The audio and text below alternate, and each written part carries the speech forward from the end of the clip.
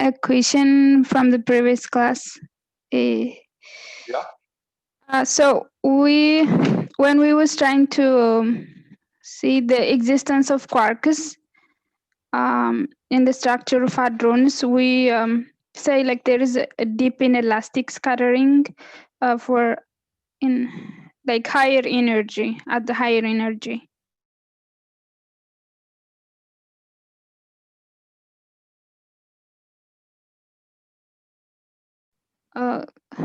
Constant depend on the.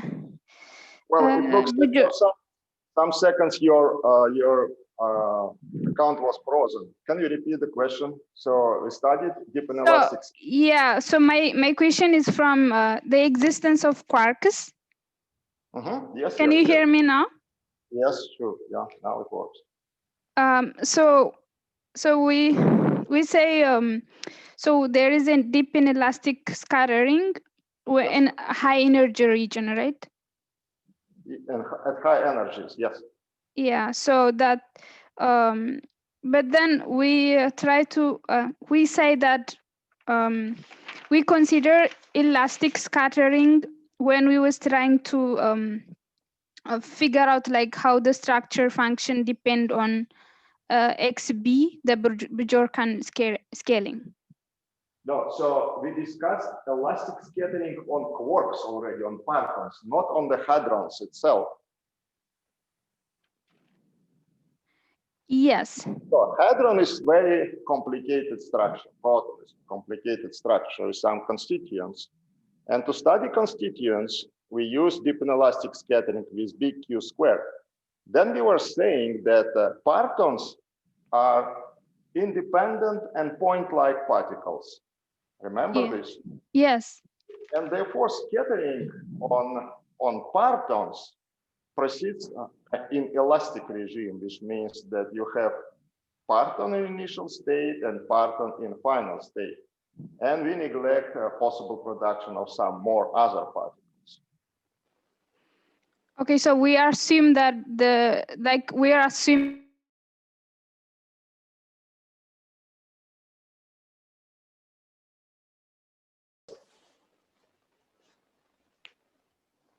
So I cannot hear you. I cannot. Oh, now it works. Yeah. So my question is that like when we try to find the structure function, like how it could depend on the Bjorkan variable, so we consider that the collision is elastic on individual patrons. So my question is like, before we try to see like deep inelastic scattering, but now we consider elastic scattering. Yeah. So effects of deep inelastic scattering occurs when you consider further evolution of the system. So you have parton, which gets big Q square, right? Because we have high energies. And then effect of QCD start to develop, as we discussed last lecture. So which means that strong interactions become strong when this parton wants to leave. So whole the picture is like this. You have a proton, and then you have electron, for instance, which scatters on individual parton. This parton acquires the energy because of big Q square, okay? But then what happens is when these partons start to move from the proton or from the other partons, strong interactions develop between this parton and the rest.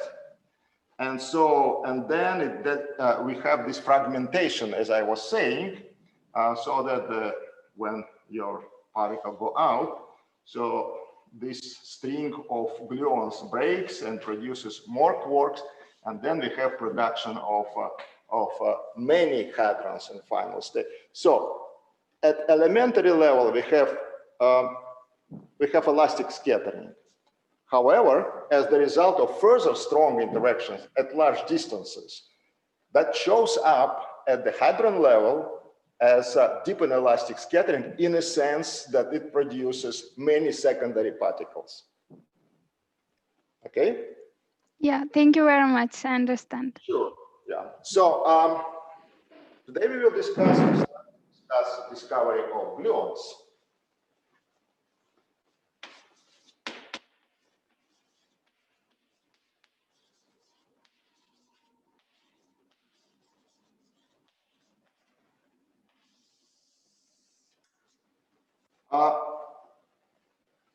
Observations of so-called three-jet events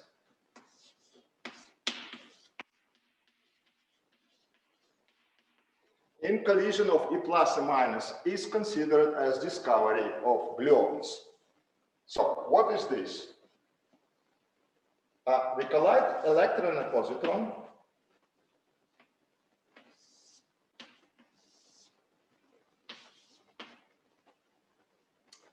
And then what happens is, in final state, you have jets.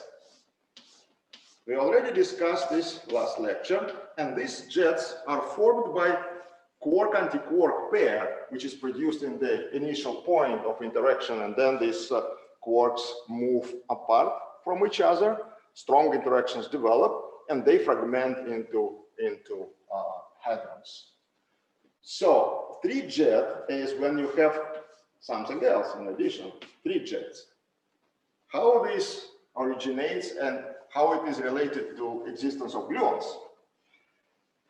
We have a plus and minus annihilation diagram, which has the following form. So E plus and minus annihilates into virtual gamma, and then quark-antiquark is produced. And since we have coupling of quarks with gluons, one of these quarks can emit the gluon. So since we have this coupling, then we must consider also production of gluons. At high energies, and we are discussing high enough energies, the energies are bigger than 1 GeV. So the energies of collisions are bigger or much bigger than 1 GeV. At these high energies, strong interactions become already reasonably weak, and so we can use perturbation theory. And in perturbation theory, we expect to have such a process, which is described by G color here, and we introduce also alpha color, which is G color squared over 4 pi. So this coupling becomes already reasonably small, and so we can treat this process perturbatively. So you see here we have two quarks in final state and gluon. All they, when they are moving apart, eventually fragment into hadrons. And this is the origin of these three jet events. So we have two jets, which corresponds to quarks, quark and antiquark, and another jet corresponds to gluon. The gluon also fragments into hadrons. So that has been discovered, these events at Daisy. This is German accelerator complex near Hamburg. And the first experiment, well, they have this tetra machine, plus and minus machine. And the first indications of existence of gluon jets was in 1979, when detector Tasso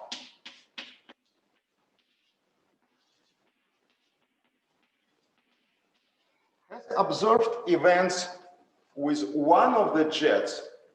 They observed two jet events, but one of the jets was quite thick.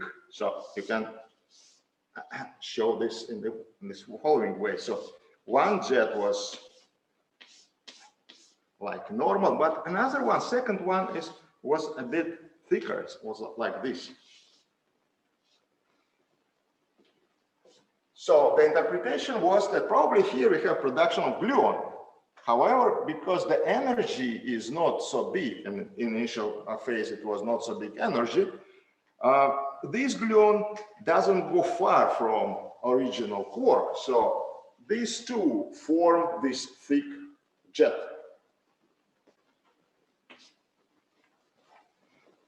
Final discovery was 5 years later.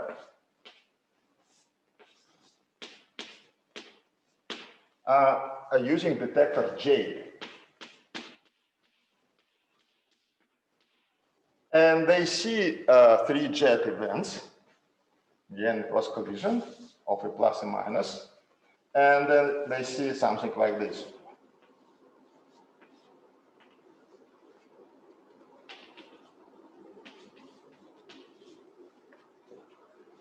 Well, actually, if you take the slides, there are slides with real picture of these events.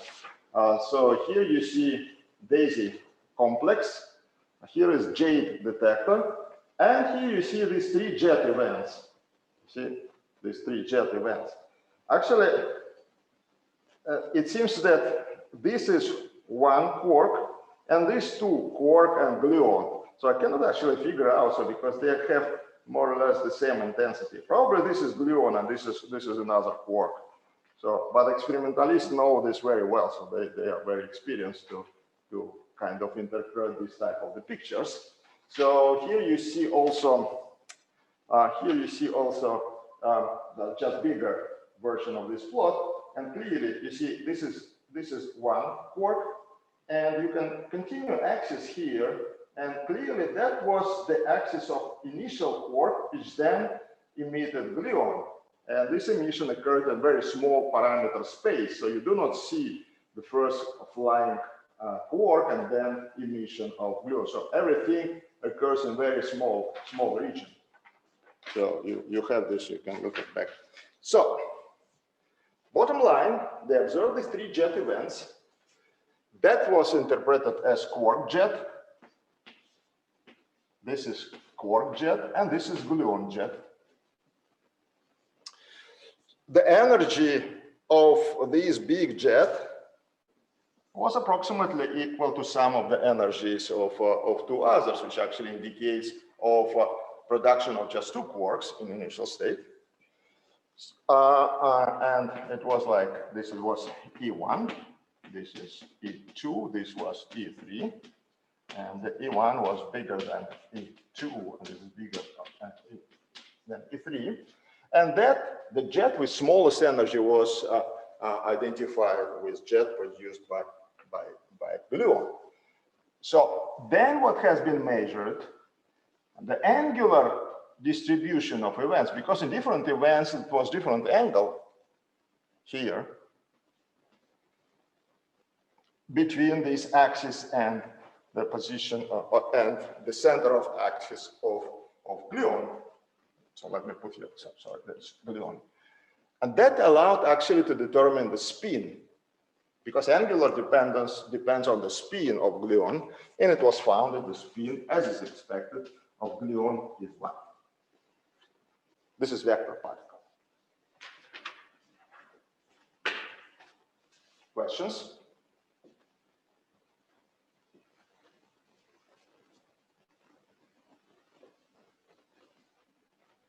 Are you convinced that we really confirmed QCD? So we confirmed color. And I can ask you questions. How do we know that there are 3 colors? And we need to remember how these 3 colors were established. Not 4, not 2, but 3. And so this is the way how the gluons have been discovered. Actually, later there were discovered also events with 4 jets, 5 jets, even 6 jets, I think, and they are related to emission of more gluons. So this guy can also emit gluon. They can even further split, so that will be 4 jet event. And what is important, they checked that the biggest number, of course, is 2 jet events. 3 jet events are suppressed by this alpha color. So you can measure, in fact, in this way, color coupling constant at certain energy. It changes with the energy. You know what is the energy of collision. You know the energy of the system, so you can actually find what is this G. Then you consider 4 jet events, and they are suppressed by alpha color square. because this is next order. And what was important that really it was very consistent picture because the number of 3 jet events was bigger than number of 4 jet events and bigger than 5 jet events. And this suppression was precisely corresponding to powers of alpha QCD of a given energy.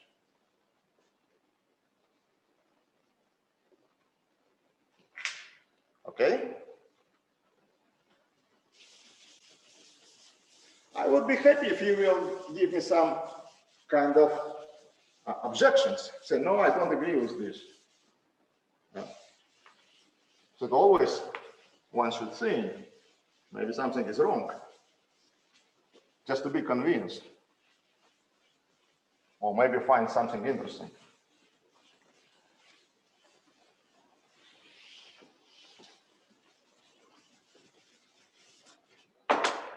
So now we switch the topic and we will discuss physics of resonances.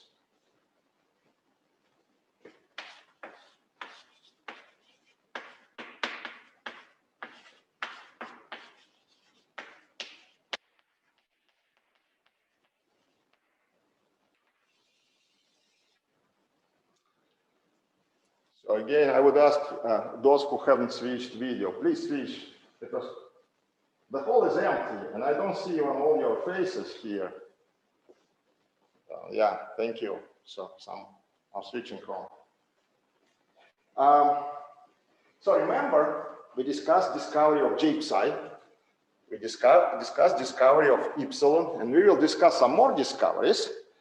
And these particles were observed as resonances, as peaks. And now we will discuss precisely the theory of these peaks. What are the properties of the peaks, width of the peaks, and so what are other features related to this? I should say, in the first place, that most of the particles we know are stable, are decaying particles. So most of the particles decay.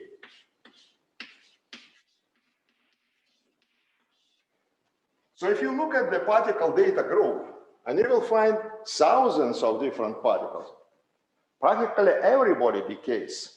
So this is a very common phenomenon. So if something doesn't decay, there is a good reason for this. So which stable particles do you know? Oh, photon, right? And it doesn't decay because the mass of the photon, everything is 0. Well, actually, let me say the following. How do we know that the mass of the photon is 0? I don't want to go into details, but certainly we cannot say that photon mass is, is non-zero with accuracy which is inverse of the size of the universe, right? So this is kind of the biggest scale which we know. So we can invert the scale and get some energy or mass scale, and you can estimate what is say the mass of the photon, which we can actually test, because we cannot test really the mass of the photon measure, which is inverse of the size of the universe. And maybe it's not even sense to talk about masses so small as inverse scale of the universe.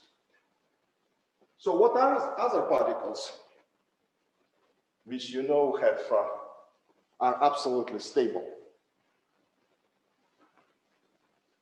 Probably gluons, right? So gluons are also supposed to be massless.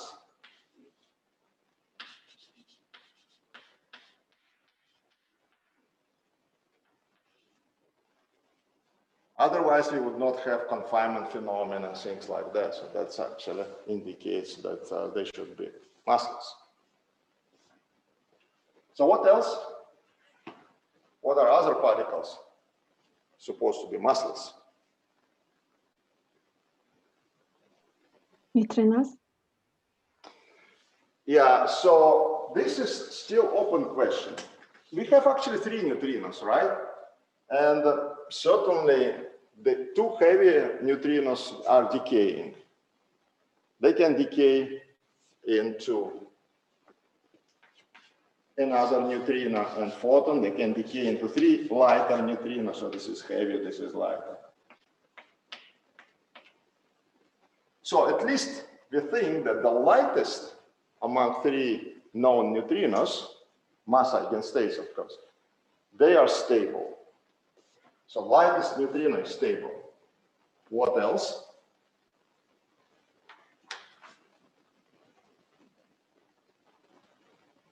Electron. Yes, electron. We think that electron is stable, and this is because of conservation of charge or gauge symmetry, right? So in principle, kinematically, it could decay into neutrino and gamma. And in fact, experimentalists are looking for this type of the decays. Observation of this decay would testify that electric charge is not conserved. So all kind of our conservation properties, so they are tested up to some level, and still people are challenging these conservations, looking, for instance, for this decay. For time being, it is not discovered.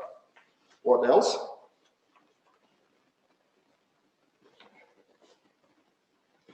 Proton looks kind of stable. However, in grand unified theories, so, and that what is behind is baryon number conservation.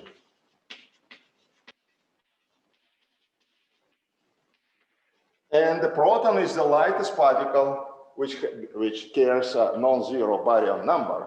And therefore, it can decay only into particles which have no baryon number. We will discuss this next week, in fact, in more details. So, that's it, actually.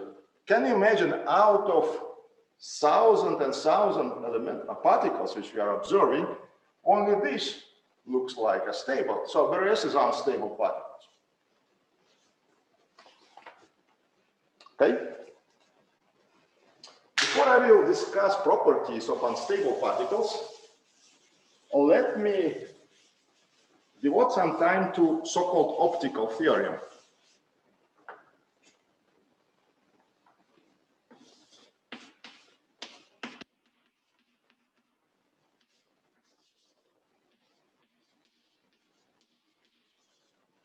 Who knows what is optical theory? Optical theorem is very important and powerful tool in high energy physics. Well, actually it's even in optics, because that came from optics. But in particle physics, it's an important tool to make computations even. So you can make computations using these optical theorem features. Okay? So let me first start with S matrix. And optical theorem is the consequence of, it's a consequence of unitarity of S matrix.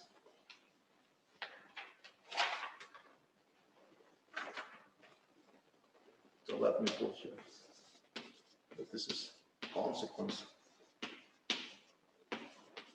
of unitarity of S matrix.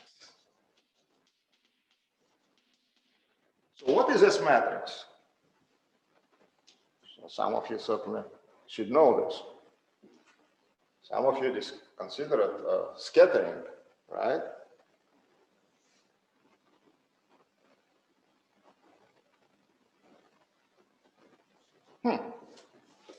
So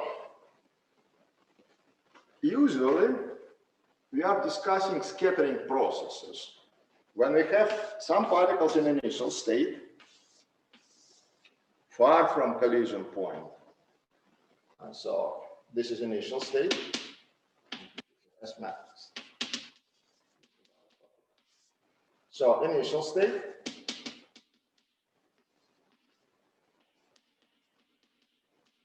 And we have a number of particles here. So 1, 2, 3 with momenta P1, P2, P3, etc. And with total 4 momenta of initial state, which is the sum of P k over k. usually we are considering these particles to be far from interaction point, and they are free particles described by plane waves. Now, the enter-interaction region, like for instance at accelerators, there are detectors, which are in small regions where your beams are colliding. And then you have final state. Again, with a number of particles with momenta PL, and total momenta of final state is the sum over L PL.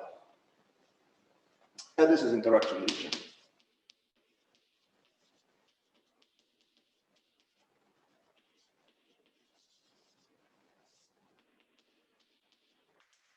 Okay. So this is our initial state. And this is our final state.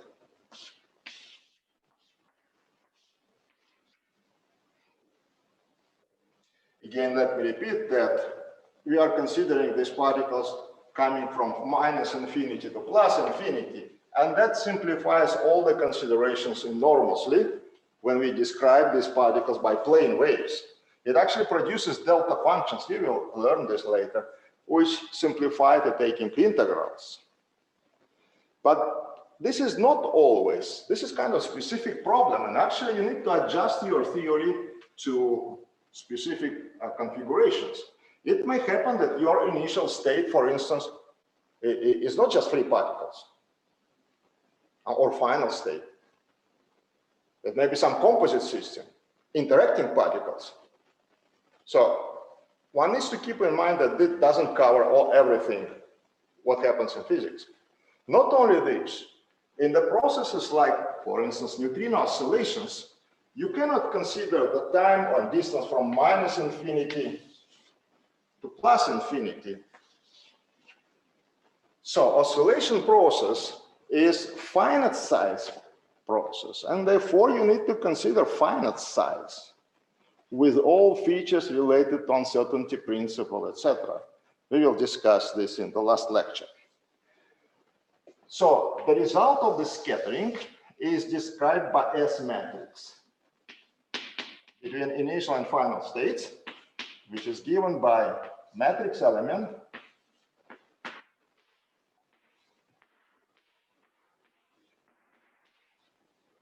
and this is S operator.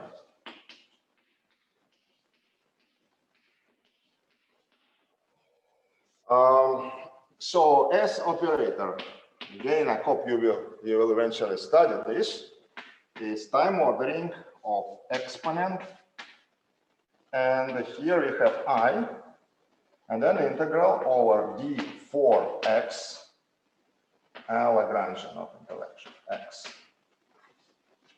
So this is S operator. So it is just for generalities. I will not much discuss all these things. We will discuss this in other courses. Now, S matrix can be in general written in the following form.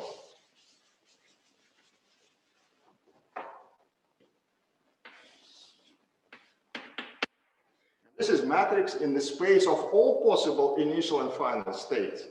So actually, this is infinite matrix if you want. If you consider continuous momenta of particles, so you have infinite number of possible states. But in any case, you can write this as delta function fi. That would correspond to the situation when there is no interaction. So you have initial state with just path and without any interactions.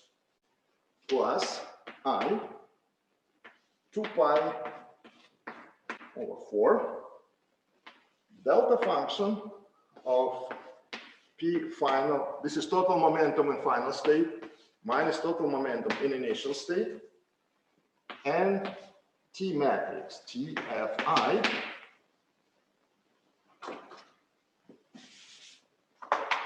and this TFI is related to invariant amplitude by just a factor which reflects this kinematic factor 2 energies J, and this product of this factor. And this is nothing but normalization of wave functions of all the particles which are participating in the process of the scattering, multiplied by invariant amplitude, Fi.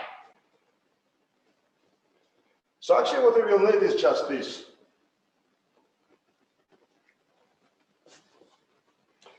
So, and this is J over all initial and final particles. Remember, we counted them by K and L indices. So what else? This is normalization factor. So it eventually doesn't play a role because so final result should not depend on normalization. Right? So and this is what we call invariant amplitude.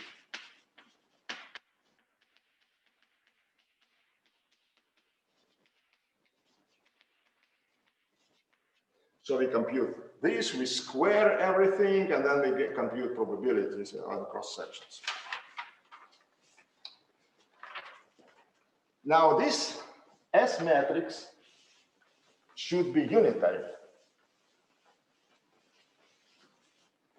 So elements of SFI form the matrix, which we call S matrix, and this matrix should be unitary. That is S times S dagger should be a unit matrix. In components, sum over SFN, S dagger and F, and here is over N.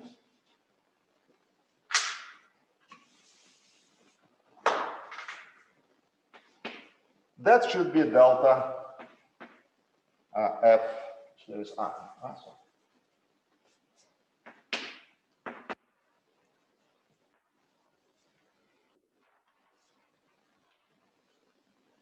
Just when you have the product of two matrices, right? So what you are doing, you have some on the left-hand side, on the right hand, and then you sum over the second indices. Okay. Good. So this is explicit expression. So why do we need this condition of unitarity? Unitarity you can see immediately if you take F equals I, then this equality is reduced to, so let me see what I have here, S-I-N moduli square, and that should be 1.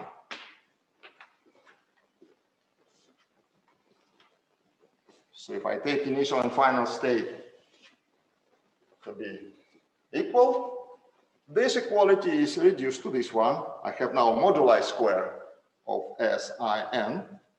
And the meaning is the following. If I have some state I,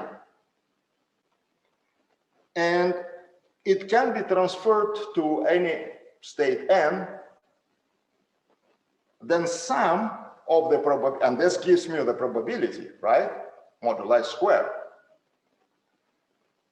This means that the state I should be transformed to some, can be transformed to N state, and sum over all the N should be 1, which means that there is no disappearance, right? So if you have state I, it should be transformed into something, not to 0, right? To nothing. And the total probability to be transferred to something is 1. So this is the meaning, physical meaning, if you want, of unitarity. Now we have this condition.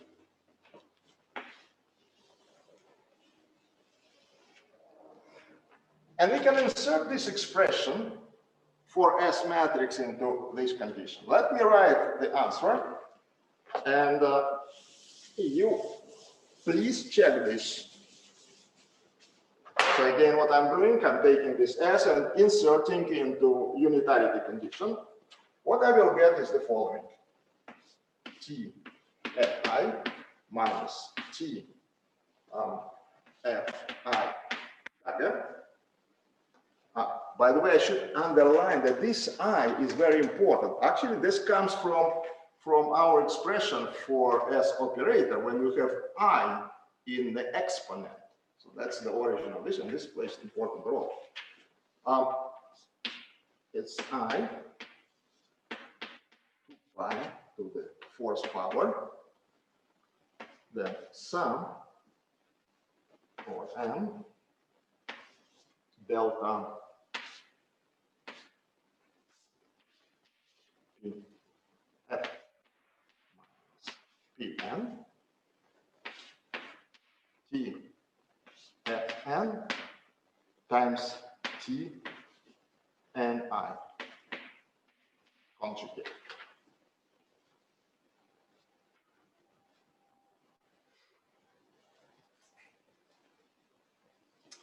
So, how do we get this expression?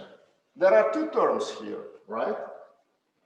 When I insert into this expression, I have the product here, and it will produce for me 4 terms, right? One of these terms will be this delta function.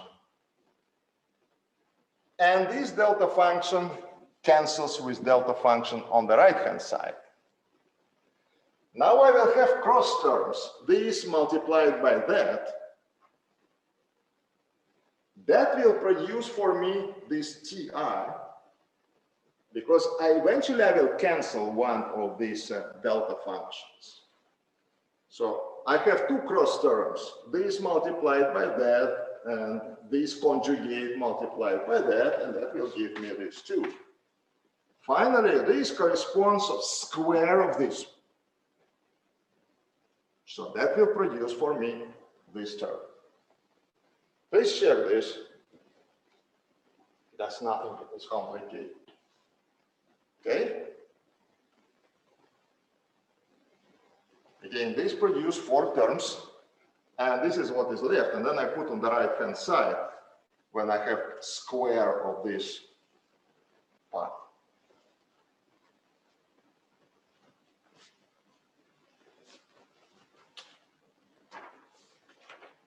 Okay?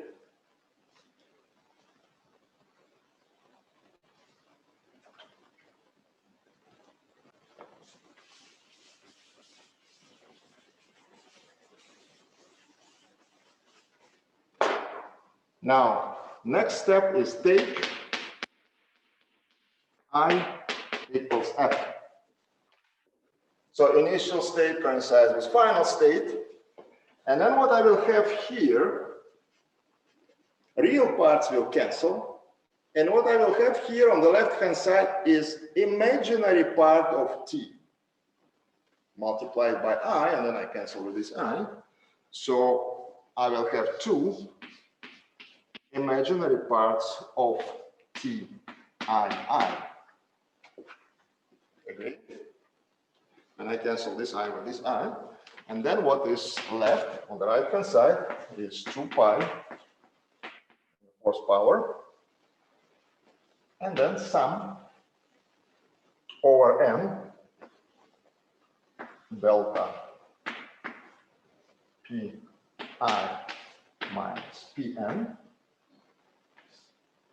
and Tin moduli square.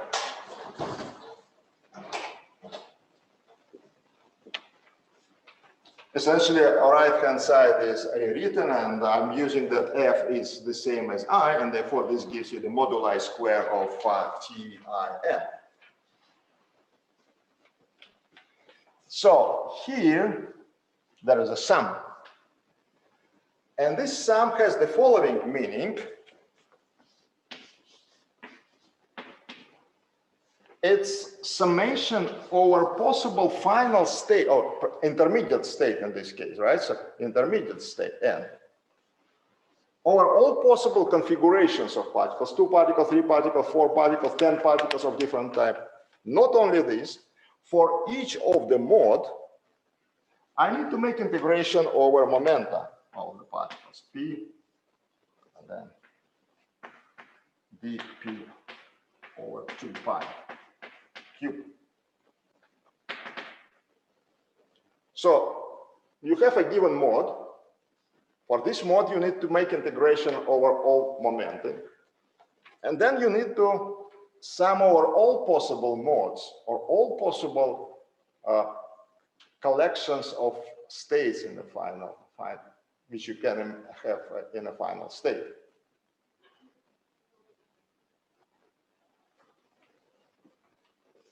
Okay? So here is, and this is important.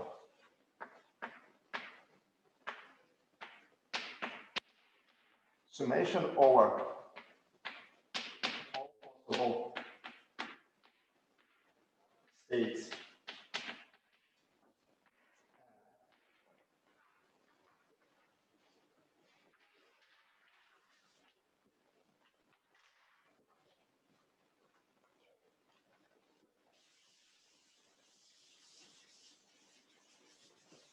Now let me write this in terms of invariant amplitude. Remember, T is related to invariant amplitude, and I will give this final answer. So it will be product over K, 1 over 2 energy. Okay. That's it. So you see, T is related to M by this 1 over square root of 2 energy factors. Since we have initial and final state to be the same, then it squares. So we have this factor and then 2 imaginary parts of MII.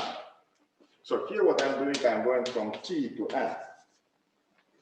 Now on the right hand side, I will have sum over R configurations, and then 2 pi to the 4th power, then integral product L R.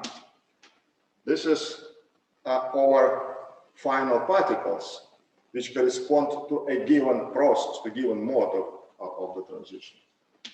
D P out to pi cube.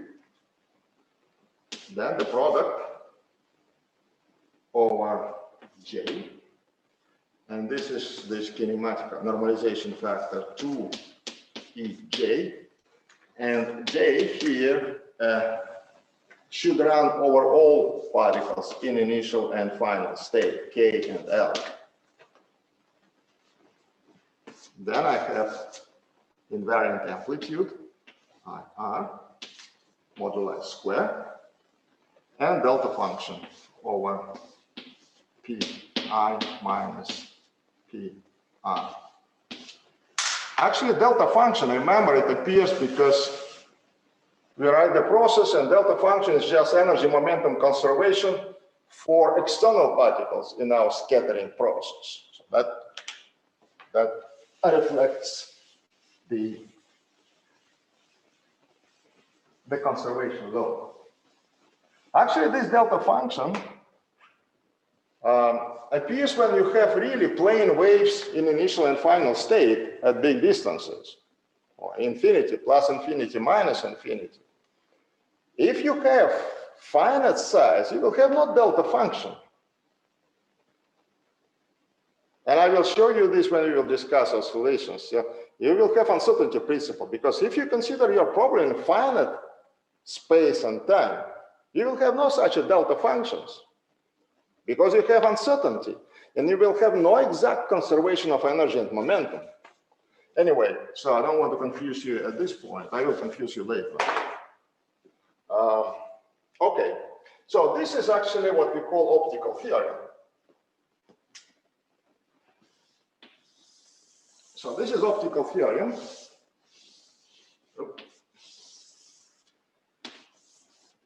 And actually it has very simple physical meaning. And you can derive it even using graphical representation. So physical meaning of this.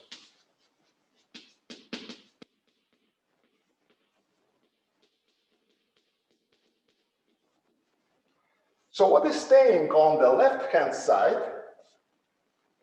is the imaginary part of the amplitude of elastic scattering, because initial and final state are the same, and therefore what happens is you just have some interaction, but initial and final state are the same. So you take imaginary part of the process when you have initial state and final state which coincide. So this is what is staying on the left-hand side. What is staying on the right-hand side is, sorry, here is state I, and this is state I. What is staying on the right-hand side is initial state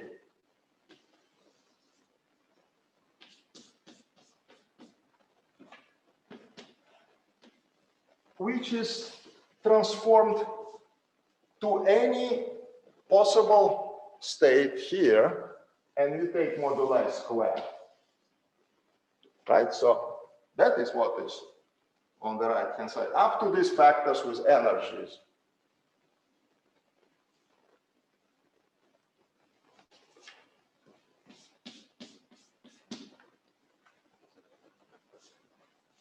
So it's quite, you know, obvious, this equality, no, for you.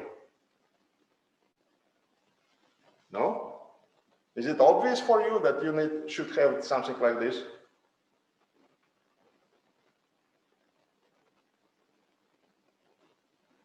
Any idea?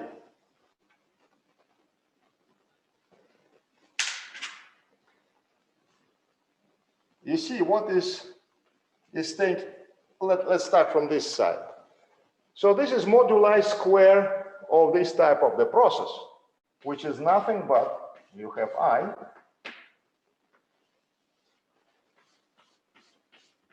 and you multiply it by this.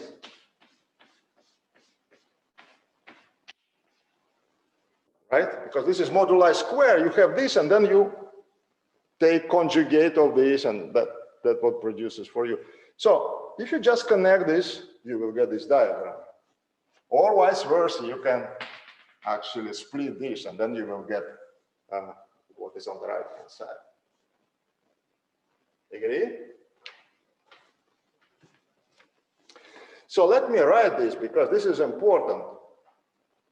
According to this optical theorem, imaginary part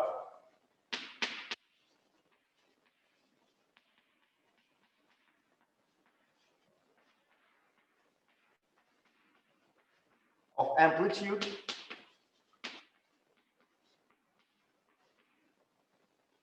of elastic scattering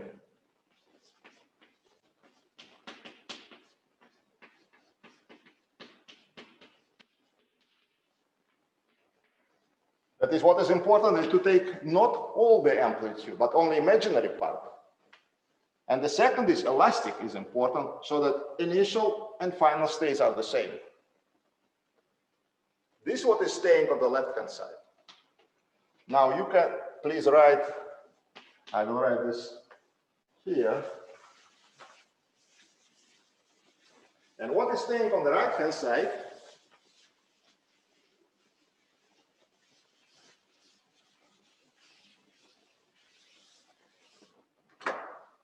is total probability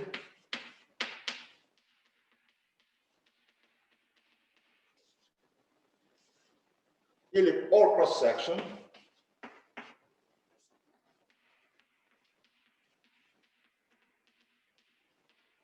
of the process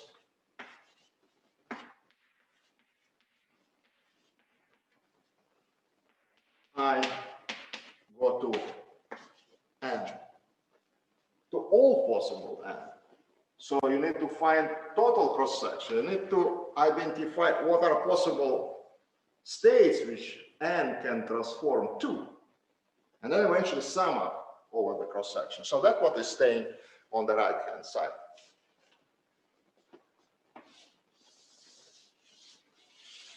So here total is important. Professor, yeah. One question. I don't get it. Why we have like the imaginary part is equal to the sum of everything? I don't get it. I mean, mathematically it's okay for me, but the graphic is not very. So, and graphics doesn't convince you? I mean, in the mathematics, it's okay that we obtain that, but it's like you have the imaginary part of everything, like the sum. I don't get exactly why. Well, this convince you or not, this graphic representation? Yes, yes, it's okay. Just to have the imaginary part, you can invert it. It's okay. So that's it. I cannot give you a general kind of handmade explanation for this. But you see, this is very important, and the power of this is very important because you can compute cross sections, total cross sections, by just computing the imaginary part of the amplitude. Sometimes it's very easy to compute imaginary part of the amplitude. It is sometimes associated with delta functions, so it's easy. And then you can get immediately cross section.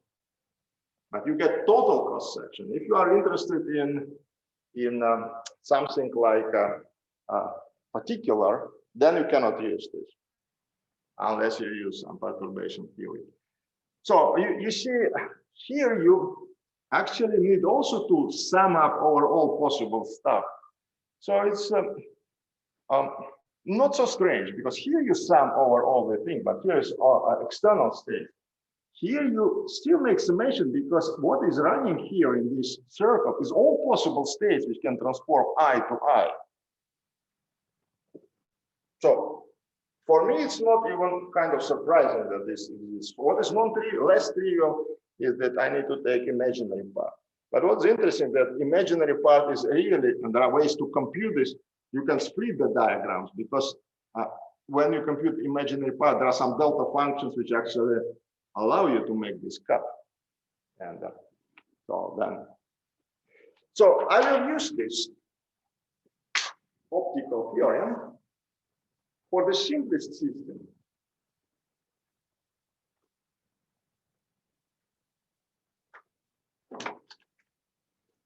So let us consider when we have just one particle in initial state. Let's call A. So single particle A.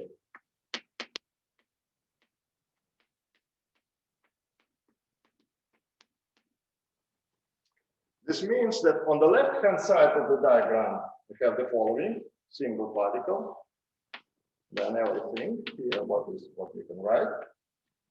And so the same particle in final state. And you need to take imaginary part of this. That should be equal on the right-hand side is again this particle A. And then all possible particles to which A can be transformed, moduli squared. This means that here we have total decay rate, because this is the process of decay. When we have single particle, which is transformed to the system of particles in final state. So this is total decay rate.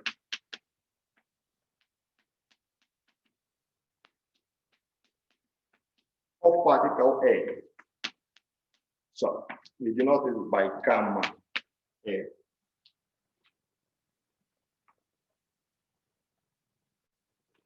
So with the factors, the square root of A, etc., let me write final answer. But you can use general formula to derive this.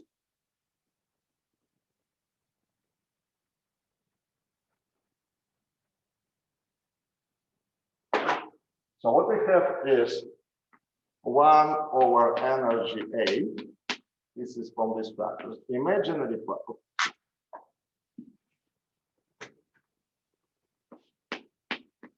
Imaginary part of MAA equals gamma A. This is what optical theorem is giving us. And now, specifically just a single particle, we always can go to the rest frame of this particle, and that will give us square root of S. So in kind of invariant form, A equals MA equals square root of S, we can write this that imaginary part of the amplitude MAA equals square root of S gamma A. So this is the result which I will use later. Imaginary part of this funny diagram, right? Well, actually what is here is what we call polarization operator.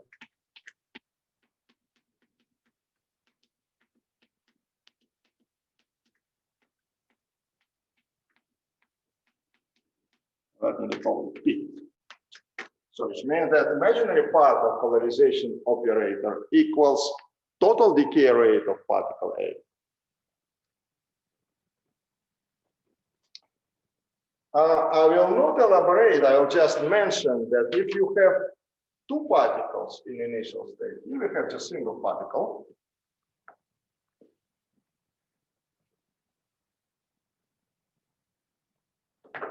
So suppose our initial state, this is the second consideration, the initial state is composed of two particles, A and B. Then what we are considering in this case is scattering, right? We have initial particles A and B,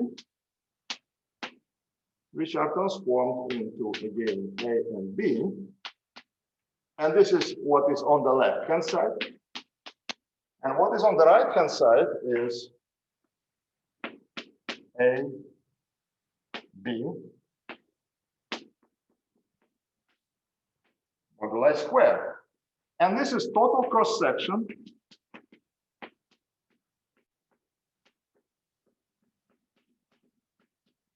of process A plus B, go to everything possible. So again, using expression for this optical theorem, one arrives at the following formula: sigma AB, total cross-section of scattering, is 1 over 2I, imaginary part of this AB amplitude, where I, again, originates from this square root of energies is A times B multiplied by relative velocity of particles A and B. This is to write cross-section. Or it can be written as a mass in the rest frame of particles. Well, probably I will not provide. So that's it. So this is the consequence of optical theorem in the case when you have two particles. And this is very widely used to compute total cross sections. You just compute imaginary part of the amplitude of this type, and you get cross section. Questions? What is VAB? So this is the relative velocity of two particles.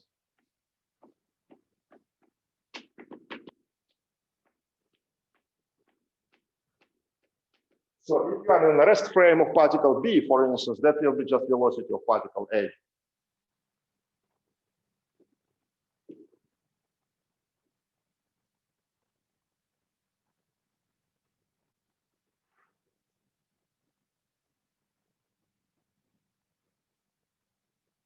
I hope this kind of analysis will be useful for you anyway. So actually for me it was useful. I used this several times.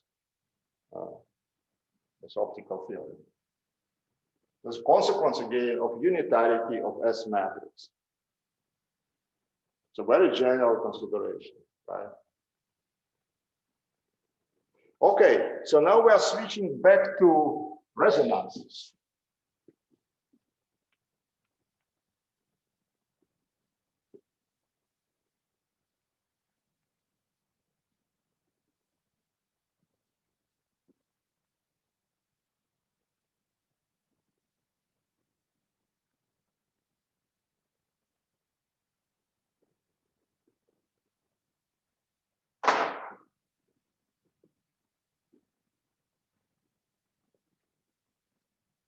And first, I will give you phenomenological description of decaying particles.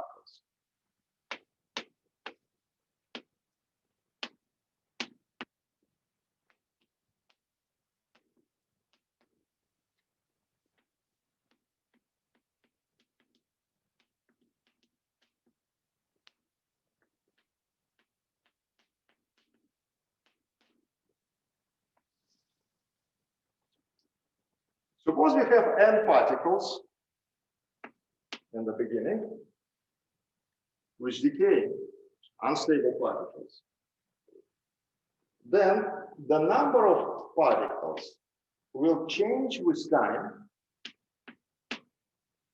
as minus gamma multiplied by n. And this is decay rate.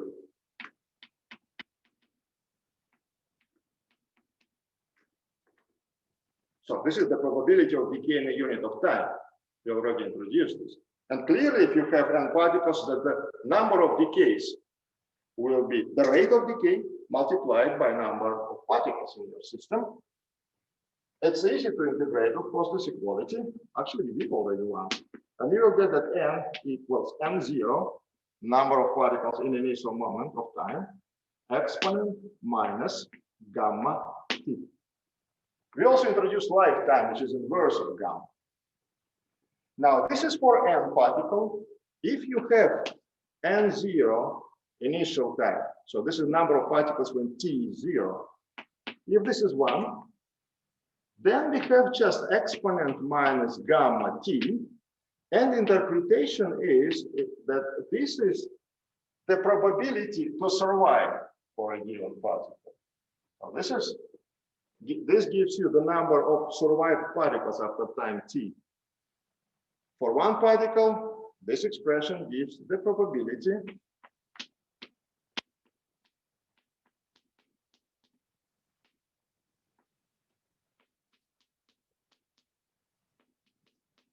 that particle will survive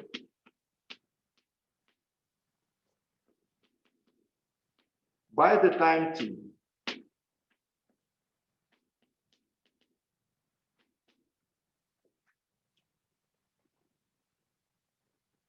Okay. On the other hand, we can write this probability as moduli square of wave function of particle moduli square, right?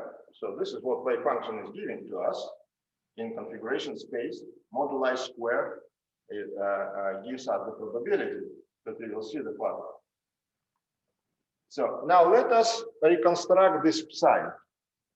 Well, I have omitted x, I can add this x, but it will not be important for us. So still, let us find what is this wave function of the decaying particle. What you would write, tell me. So we need to find something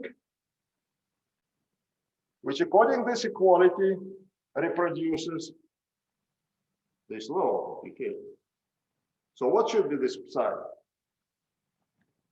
In general, you can write the plane wave because it's isolated particle, and right? And what else? Because if you just take moduli square from this, you will get 1. So what you need to add to get this expression?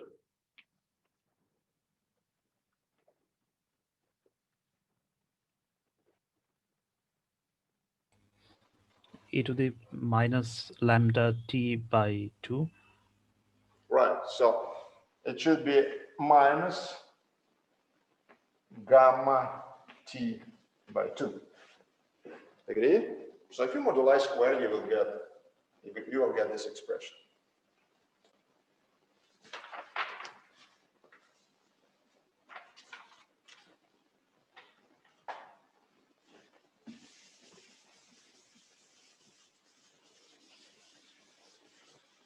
Well, I can add here just graphics. That psi psi moduli square in as function of t is just this exponent, right? I just depicted this law. This is how the wave function changes. Wave function moduli square changes with time. This is time. Now let's try to get the wave function in energy momentum representation.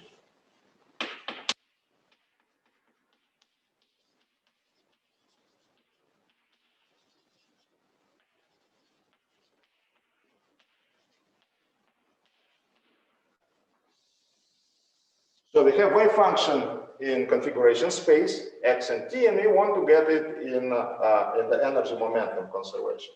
And I will drop x because we have a single particle, doesn't matter where it is sitting. So what we will do, how we will find psi e from this wave function in the time space. So who remembers quantum mechanics, how we are switching from energy momentum to xt or vice versa?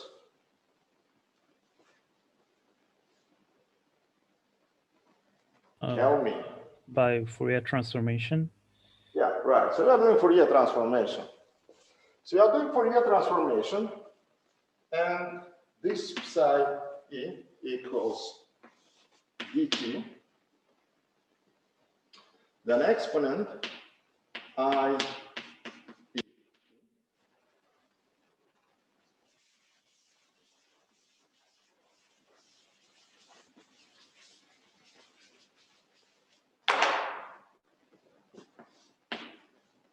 Psi t. The only non-trivial might be think that I'm taking integration from 0 to infinity here. So I suppose that I'm producing this particle in the moment of time t. So now let me insert our expression for psi t, and what I will get, the integral from 0 to infinity dt exponent I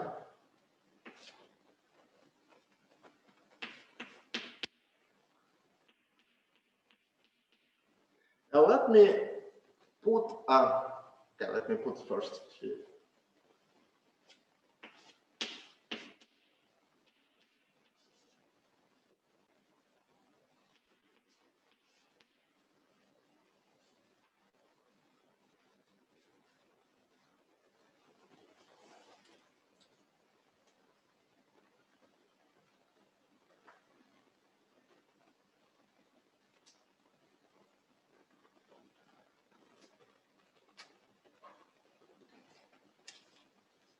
What I did here is the following.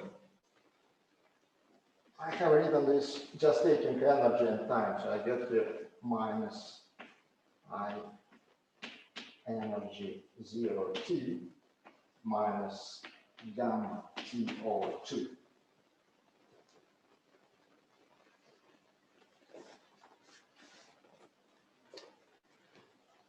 So here is for momenta, and this is for energy and x. I'm not considering spatial, but still I have energy here, right? So, and I denoted this energy as E0. And this E is what I'm doing, okay, so what should be in final state. That's my Fourier factor, and this is what comes from our psi. Okay? So what I will get, I will write it here. So the integration is for me, let me write the answer, 1 I minus E0 minus 1 over 2 gamma. When I take limits of integration, and of course, t in infinity at infinity gives me 0, and therefore what contributes when I put t equals 0 after integration. And this is nothing but all these parameters in front of t. Okay?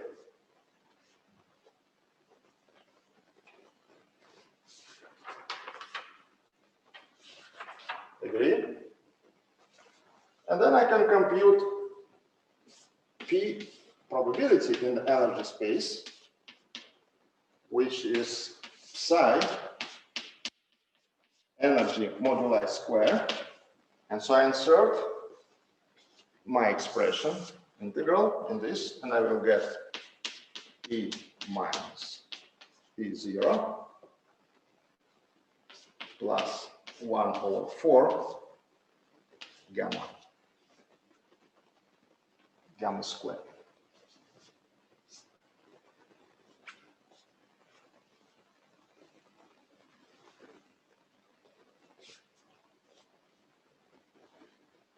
So I'm just taking moduli square of this expression.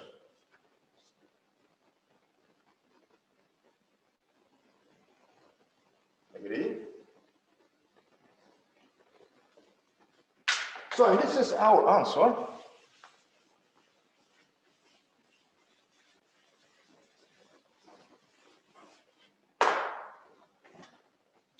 Let me depict this dependence. P as function of energy. It has the peak. It has the peak, and if we are at rest of a given particle at m0, so at rest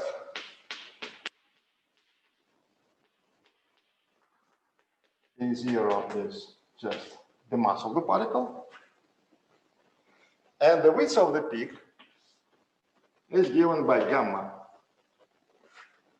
And gamma is total decay rate.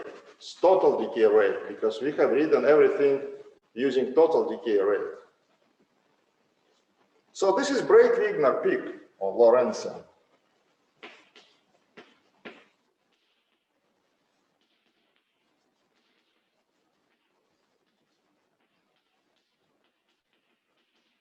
And let me show you here our time dependence. So the probability of the function of time was exponent.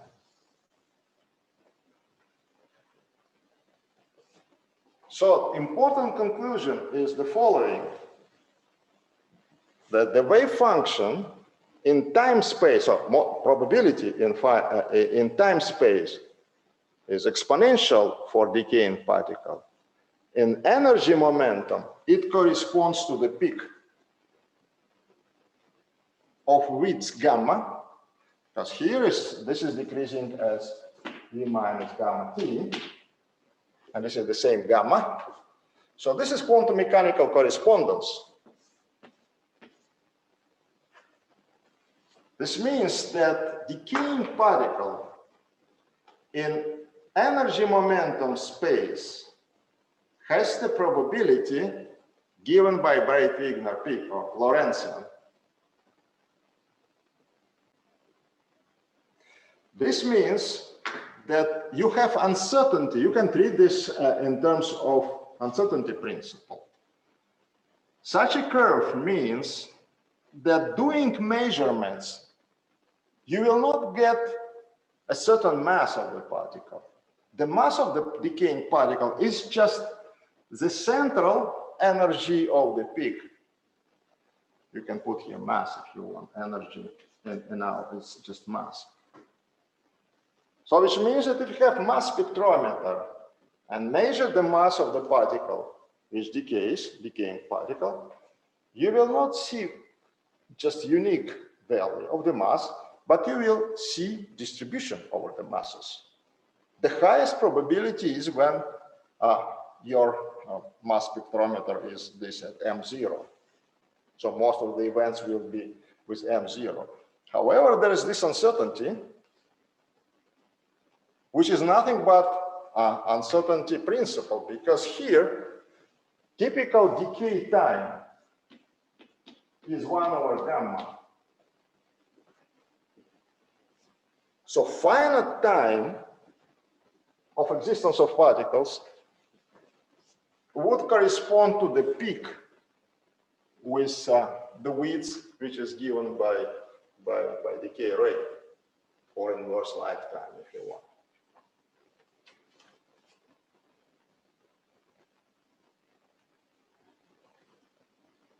And clearly you have this uncertainty, right? So which satisfies uncertainty principle. This is delta energy, or equals delta mass. So we have that delta E times time is 1 in our units when H is 1.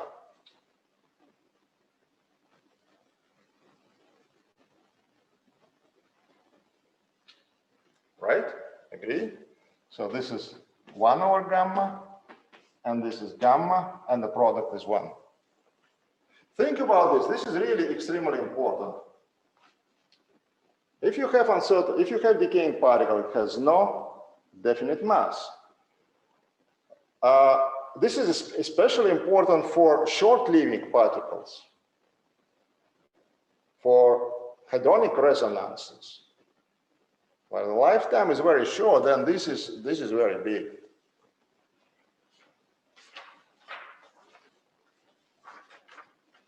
Okay? So in the rest of time, I will give you derivation of the things starting, so to say, from the first principles in the field theory, how we actually observe these things. So how we get this result. So you see the presence of decaying particle is existence of the peak. Those are the peaks which we saw in the distributions when we discovered J psi or epsilon, and we will discuss discovery of W boson and Z bosons and Higgs boson. So you will see that the story is the same. You have decaying particle, and it shows up in the energy space as a peak. Given the width is given by total decay rate. This is important. If you have some particular decay rate, you will observe peak, but the width of this peak will be still determined by the total decay rate. So usually you are doing mistakes, or students are doing mistakes of forgetting this fact. So now let me go to derivation in the field theory.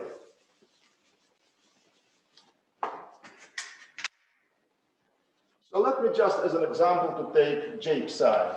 And we have the process of E plus, E minus, which can be transformed into J psi.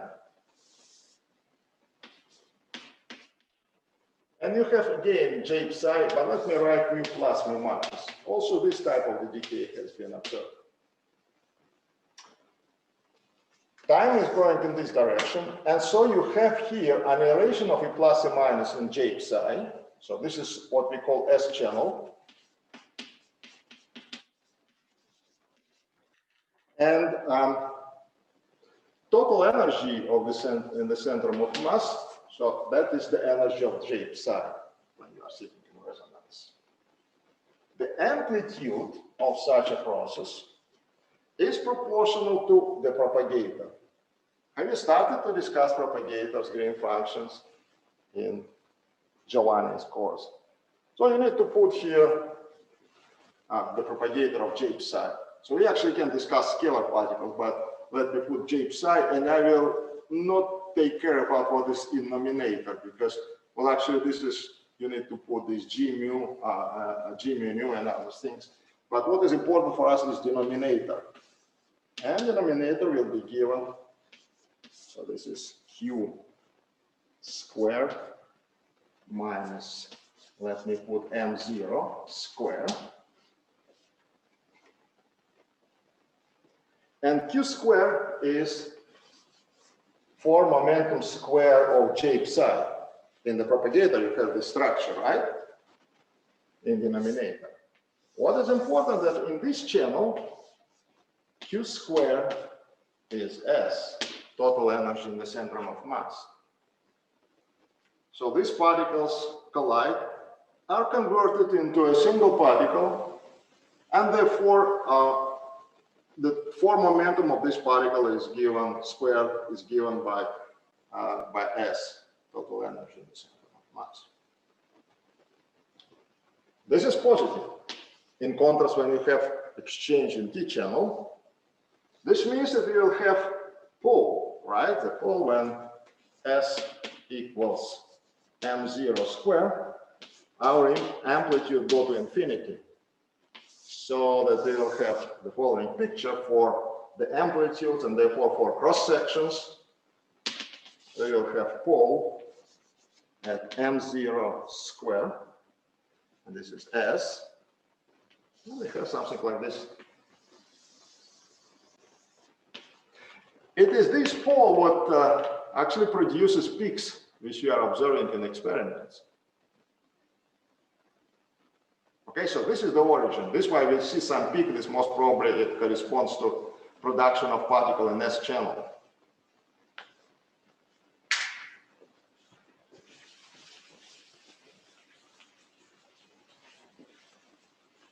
So, how we remove this pole? Who knows? It's literally infinity, right? Just S, which is positive, and then you have infinite cross section. So, how this is resolved?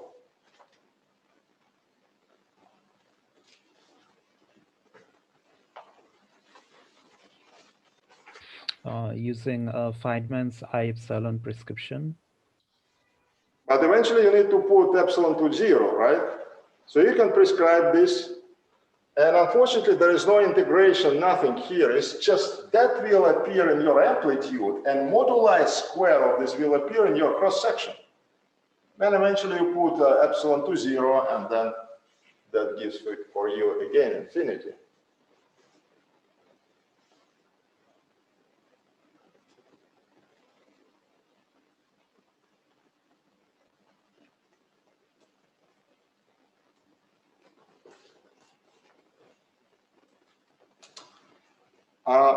When you are doing computations and field theory, so since everything is prescribed what you should do, the answer it should be in just you do your quantum field theory, and that should give you correct answer. When you do quantum field theory, you need to compute radiative corrections. So in the lowest order, you have propagator of J psi. But this is lowest order. You need also to add the diagrams of the following type. When here you have, for instance, E plus and E minus, you have this interaction, or mu plus, mu minus, and everything else which you can put, right? So not only this, you need to go to the next order, etc. So there are some other diagrams, of course, also, but I'm focusing on this type of the diagrams. So how we will describe this?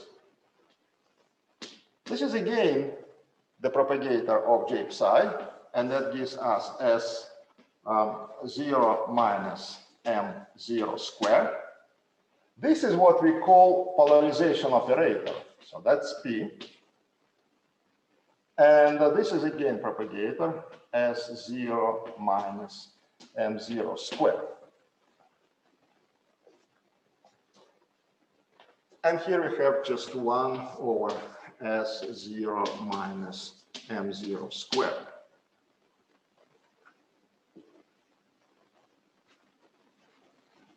And we need to sum. Then here, what we will have here, 1 over, okay, let me write S0 minus m square, 0 P1 over S0 minus m0 square, 5 1 over, etc. Okay. It's easy to resummate this series.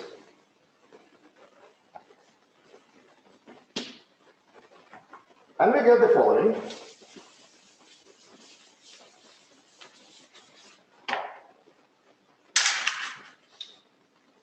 So now total D will be the sum of all these terms.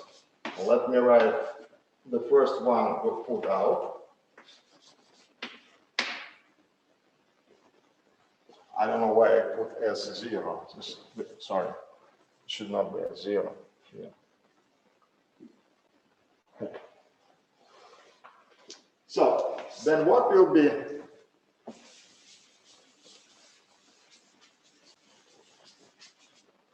after that?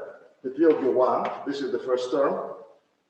Then plus P over S minus M0 square plus, and we will have the series of the type P S minus M0 square in the power n. Agree? So just put out this one, which is common factor, put from here, and what is left is the power of P over S minus M0 square. So that gives for me 1 over S minus M0 square, 1 minus PS minus M0 square, and that gives us 1 S minus M0 square minus P. Okay? So the result of summation of this type of the diagrams leads to appearance of polarization operator P in denominator. P in general is complex.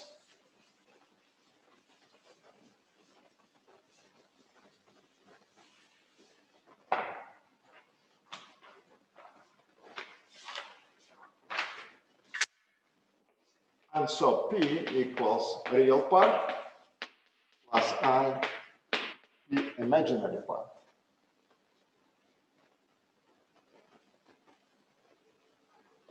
And therefore we can rewrite our propagator with corrections as S minus M squared minus I P imaginary, where M squared equals M0 squared plus P real. This is what we call renormalized mass.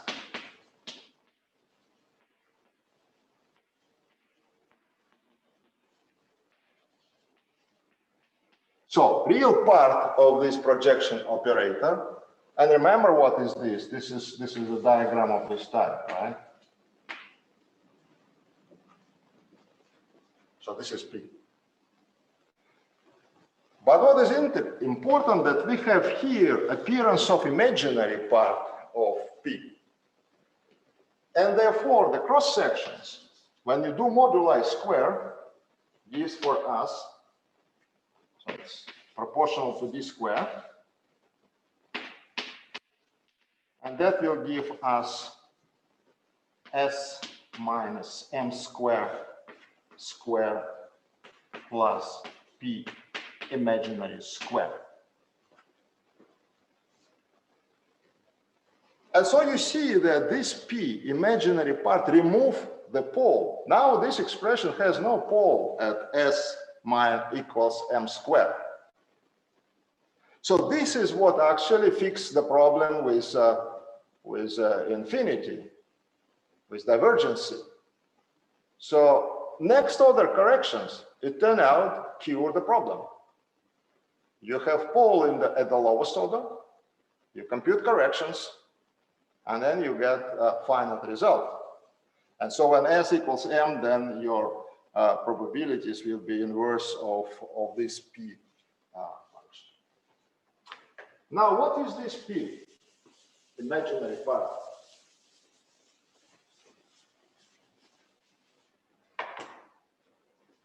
So what is this P I, or imaginary part of P? Tell me.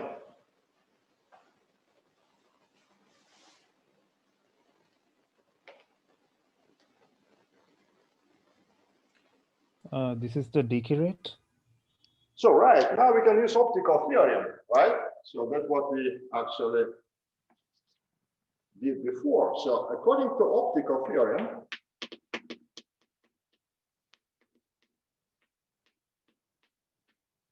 is for us square root of S and gamma, total decay rate of our particle. And so inserting in our expression, we have 4 cross sections of the probabilities. So that will be proportional to 1 over S minus M squared plus S gamma squared.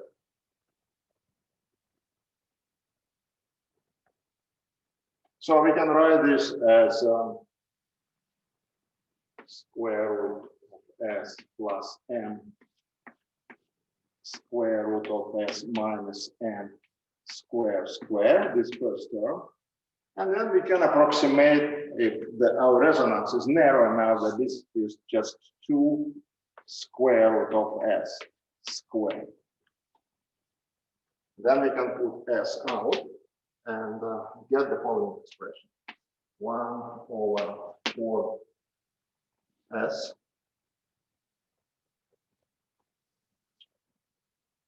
minus square root of S minus M squared plus 1 over 4 gamma squared. And this is approximately M squared. So you see, we reproduced Breit-Wigner formula, which we had derived in using phenomenological analysis.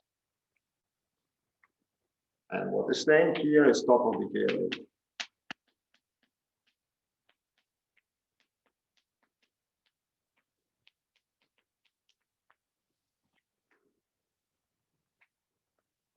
So when we observed the peaks, remember, different discoveries, it was something like this.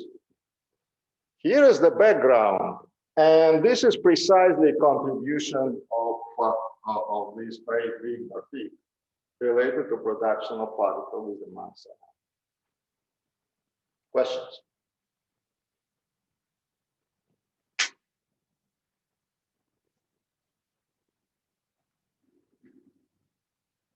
It looks like I have forgotten to switch on the record again. Sorry, but I hope you. Nobody sitting here, you know, and the whole nobody tells me, oh, you can actually say, some of you, oh, please don't forget to switch on recording.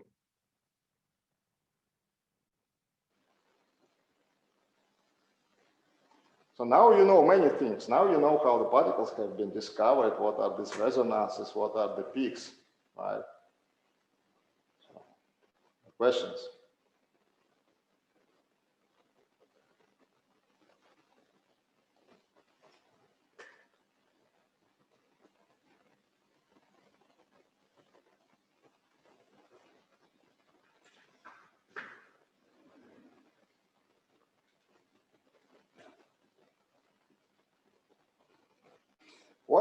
What is interesting? So we discussed these peaks, but for instance, for J psi, this peak essentially due to resolution function.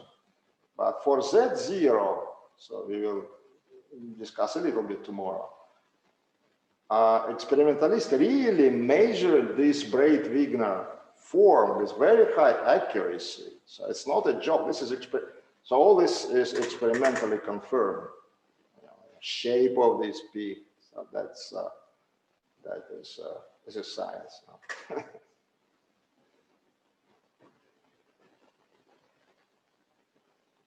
So everything is clear. Good. So I expect again that you will return the solutions of the exercise 3. Later today, I will send the fourth series of the problems, and I would ask you to do as much as possible for the next Wednesday, so that will be our last tutorial, and so we can still discuss the problems and things like that. Well, at least try to partially, to solve something, right? Solve something, and then we will discuss what you already check what you managed to solve. Okay. Okay, that's it for today.